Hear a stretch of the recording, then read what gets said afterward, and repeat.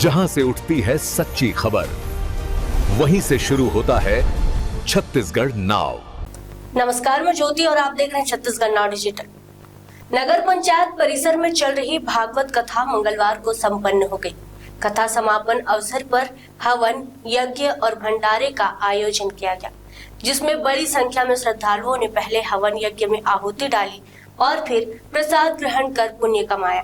भागवत कथा का आयोजन नगरवासियों की ओर से किया गया था। कथा व्यास पंडित सलील कृष्ण गुरु ने 7 दिन तक चली कथा में भक्तों को श्रीमद् भागवत कथा की महिमा बताई। उन्होंने लोगों से भक्ति मार्ग से जुड़ने और सत्कर्म करने को कहा।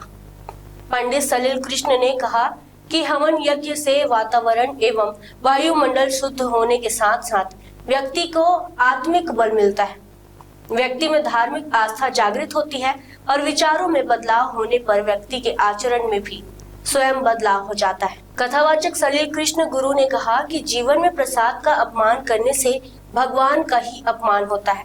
भगवान का लगाए गए भोग का बचा हुआ शेष भाग मनुष्यों के लिए प्रसाद बन जाता है। नगर पंचायत सरिया में आयोजित 7 दिवसीय भागवत कथा के 7वें दिन कृष्ण सुदामा प्रसंग पर श्रद्धालु भाव विभोर हो गए। उन्होंने कृष्ण सुदामा के प्रेम को जीवन में आत्मसात करने व समाज में आपसी भाईचारा एवं प्रेम के साथ रहने का ही सीख देता है। इस प्रसंग पर श्रद्धालुओं ने कृष्ण सुदामा चरित्र पर महाराज द्वारा बताए प्रसंग को जीवन में धारण करने का संकल्प लिए। कथा समापन के बाद 16 दिसंबर मंगलवार को विधि विधान से पूजा के बाद दोपहर भंडारा कराया गया, जिसमें नगर सहित आसपास ग्रामों से बड़ी संख्या में श्रद्धालु भंडारा में शामिल होकर पुण्य कमाए। बता दें कि कथा व्यास पंडित सलील कृष्ण सरिया निवासी गुरु परिवार के हैं तथा उन्होंने खैरागढ़ व वृंदावन धाम से भागवत कथा की पढ़ाई कर अंचल में सुमधुर संगीतमय आध्यात्मिक दिव्य प्रवचन देकर समाज को जागरूक कर रहे हैं। 30 वर्षीय कथा व्यास के ओजस्वी पूर्ण प्रवचन से मंत्रमुग्ध होकर कथा का श्रवण किए गए। सरिया से हमारे संवाददाता वीरेंद्र सोनी की रिपोर्ट। कृष्णाय वासुदेवाय हरे परमात्मने प्रणतः क्लेशनाशाय गोविंदाय नमो नमः। आप सभी को राधे राधे।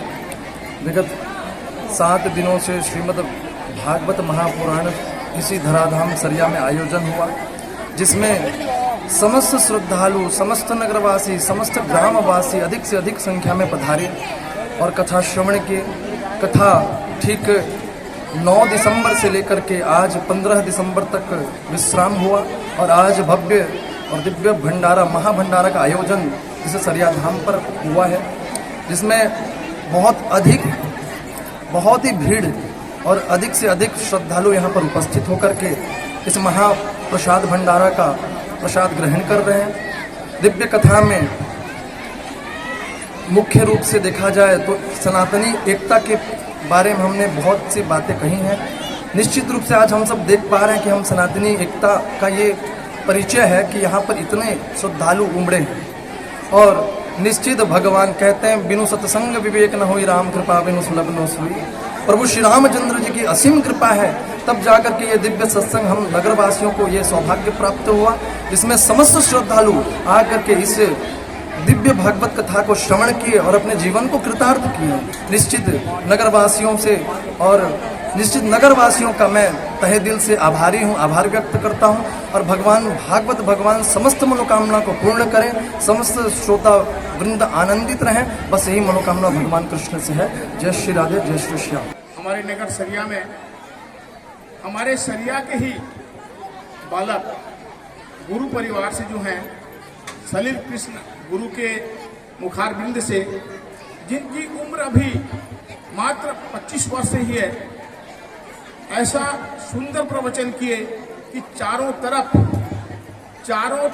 खुशहाली ज्ञान और दिए कि सभी श्रोता मंत्र मुग्ध हो गए उनके प्रवचन से। हम 7 दिन तक उनके प्रवचन का रसास्वादन किए।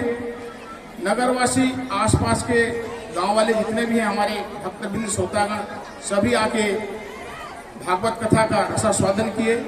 यह एक अत्यंत खुशमय वातावरण था विगत 7 दिनों से। और हमारे जो गुरुजी जो इस कथा को अभी 7 दिन तक हमको सुना रहे थे, इसी बीच एक ऐसी घटना घट गई जो सबको इनके प्रवचन से मंत्रमुग्ध हो गए सब।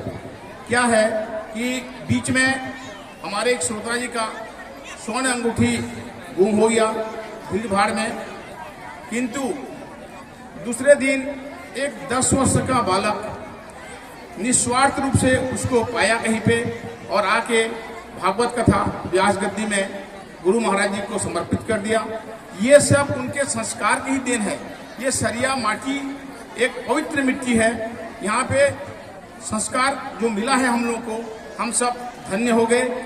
और आज जो आखिरी दिन भंडारा महाभंडारा का आयोजन किया गया है, इसमें हजारों की संख्या में भक्तगण भंडारा का ये स्वाद ले रहे हैं, प्रसाद ले रहे हैं।